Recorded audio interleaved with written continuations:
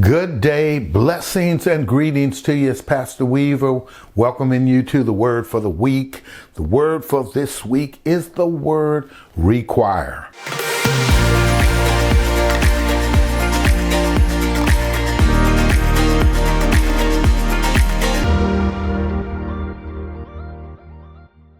Micah chapter 5 and chapter 6, verse number 8 in the NASB. It simply says, "He has told you, O man, what is good and what does the Lord," keyword, require of you, but to do justice, to love kindness, and to walk humbly with your God.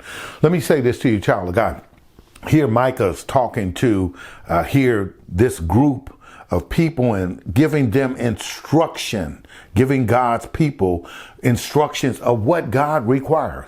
God does have some requirements for us, folks. We don't just get saved and we just sit on the sideline.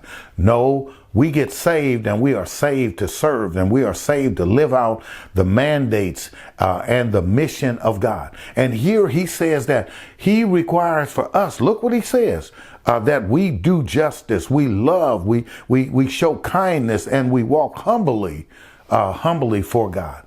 Now, church, let me just say this, and people of God, I can't tell you how important this is in such a time as this, that we be just in our behavior, and we do unto others as we want them to do unto us. But most of all, we do what God wants us to do, and we walk humbly, and we show and demonstrate love to people. And also, we do this because we want to be pleasing in the sight of God.